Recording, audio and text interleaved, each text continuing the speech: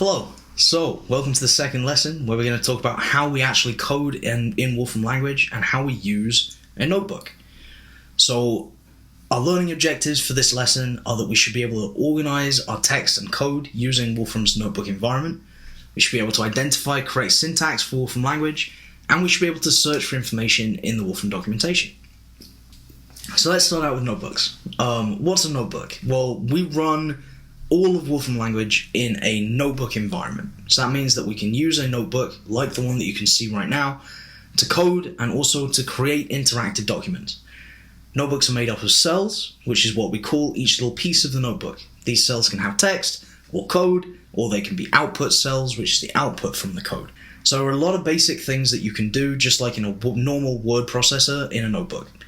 So a lot of these things, as well as other important parts of Wolfram Language, you can do faster using a keyboard shortcut. So we're going to jump straight to learning our keyboard shortcuts instead of doing it from the edit menu, because it'll make it much easier in the long run.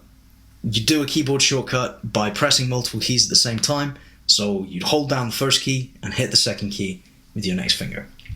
The first thing that we're going to do is find out what cell we're in. So you can, if you hover over your notebook, then you can see that your cursor changes from a vertical to a horizontal cursor. If your cursor is vertical, then that means that you are hovering over a cell. If you click it, then you'll get a black flashing line, and that'll show that you are inside the cell that you want to be in. If you're hovering in between two cells, then your cursor is going to be horizontal. To create a new cell, you click in between those existing cells when your cursor is horizontal, and then you'll get this grey line with the plus button on the side, and you've created a new cell. So if you just type, then you'll write code, and we'll get into that in a second. In order to make a text cell, then you hold down your command button, and it might be different on your computer, but whatever you use for normal keyboard shortcuts, for like copy or paste, you would hold down that command button and press the number 7 on your keyboard. And now you have a text cell. So if you type, then you'll get text. You can experiment with the different styles that we have available built in, and those go from command 1 gets you your big title header, and then 2, 3, 4, 5, 6, and 7 get different levels of headers or text. To get a bullet point, you just click into make a new cell, and you do Shift 8, and that gets you a bullet point. To make a new bullet point, you just press return, and then you get a new bullet point, and you can tab inwards by hitting tab. Fantastic. So now we can write text within a notebook at any level of heading. So before we move into code, let's have a look at cell groups and cells. So each grey bracket on the right side of the notebook represents a cell. Cells can be code, can be text, can be images, can be whatever you want them to be.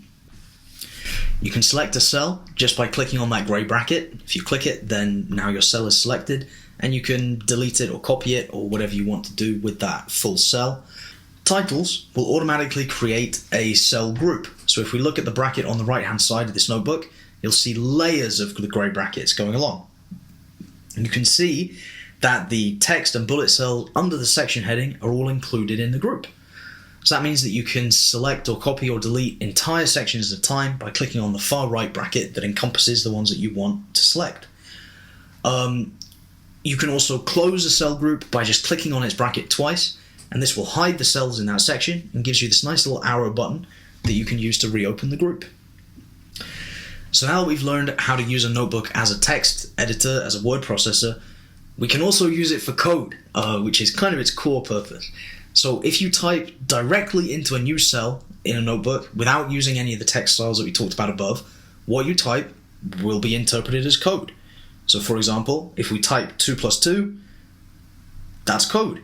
We can evaluate this code by making sure that our cursor is in the cell that we want to evaluate and hitting Shift Return. We can also select multiple cells on the right using the grey brackets to run multiple cells in a row. If you want to evaluate an entire notebook, you can do that from the evaluation menu at the top. If you just choose Evaluate Notebook, then it will run each cell in order from top to bottom. Cells evaluate in the order that you run them, and if you want to stop an evaluation, you can either hit Command period, or you can select abort evaluation from the evaluation menu. Cool, so we've learned how to type code, but how is code structured in Wolfram? Well, a large portion of the Wolfram language is based on a functional paradigm instead of being an object-oriented language. In simpler terms, we code by building up different functions and operations on a small set of data types, instead of using a small set of functions on new types of objects or data that we define.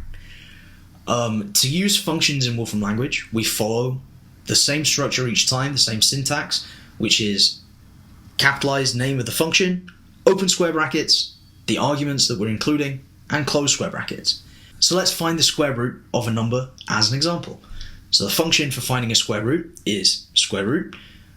So we type that with a capital letter, and we open our square brackets, type the argument that we want, in this case 9, and then close the square brackets. If we evaluate that code, then we get 3.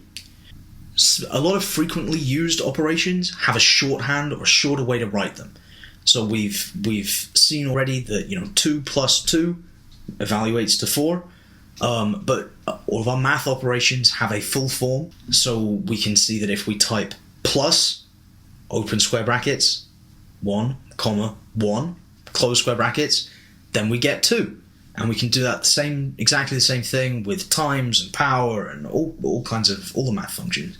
And there are loads of short forms available for various functions that we will come across as we encounter each function. We'll also talk about its short form, and that can make your code shorter and easier to read sometimes. Let's talk about syntax coloring. So there are a few things that the Notebook front end does to make it easier to visually see syntax issues or changes when we're writing code. So starting with symbols. If we see a blue symbol, that means it's undefined. There's no information saved to it.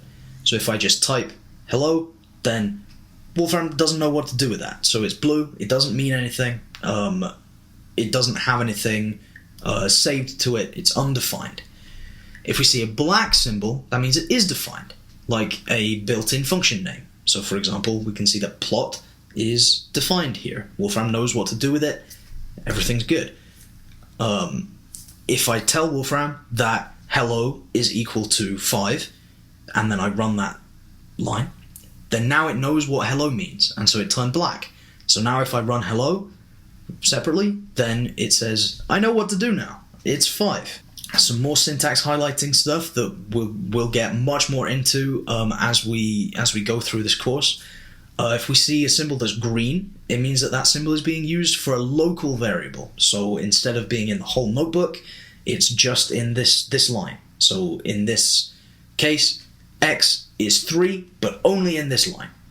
X is not 3 everywhere else.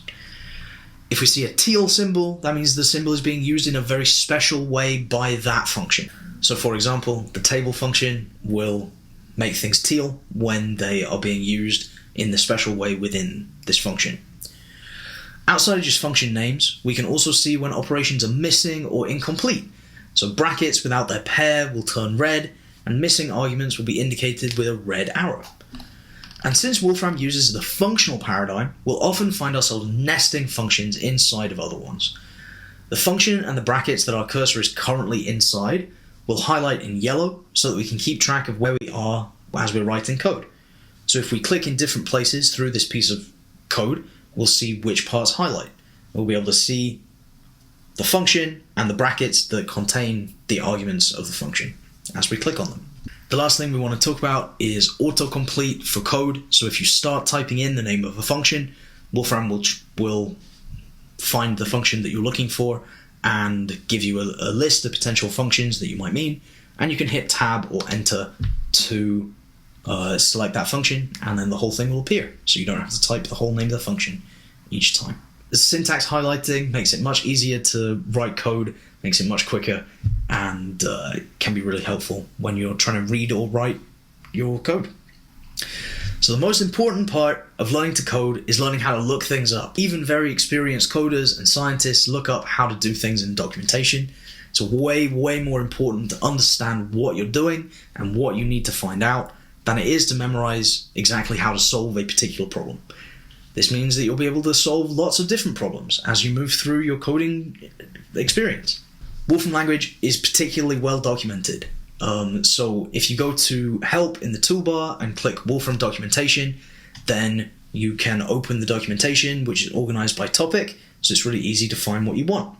You can search for a particular function in the search bar, or you could search for a task that you want to do in the search bar, and it will give you relevant functions and also tutorials and guides and toolkits for figuring out problems that you're trying to solve. If you've already typed some code and you want to look up a function, you can highlight it and press Command-Shift-F, and you'll be taken straight to the relevant page in the documentation.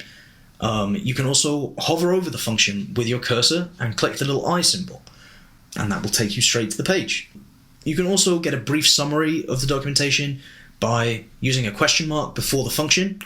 That gives you this nice blue box filled with information about the function. And again, you can click that little eye if you want to see the full page in the documentation. Amazing! We have reached the end of the second lesson where we've covered the basics of how to write code in Wolfram Language. So our key takeaways from this lesson are that notebooks let us create interactive documents made up of text and code. We can organize our notebook using cells and cell groups. We can write code into code cells and evaluate them by pressing Shift and Return. Functions in Wolfram Language all have the structure, capital letter, name of the function, open square brackets, and then your list of arguments separated by commas, close square brackets. Syntax highlighting is really helpful, and while we code, parts of the code will change color or be highlighted depending on cursor placement, missing arguments, or whether a symbol is defined. When in doubt, we should reference the Wolfram documentation. We should always be in there figuring things out and looking things up, and it's a very, very helpful resource when you are coding. Not just when you're learning to code, but also as an expert, you will have the documentation open all the time. Okay, and that wraps up lesson 2, and we'll see you next time.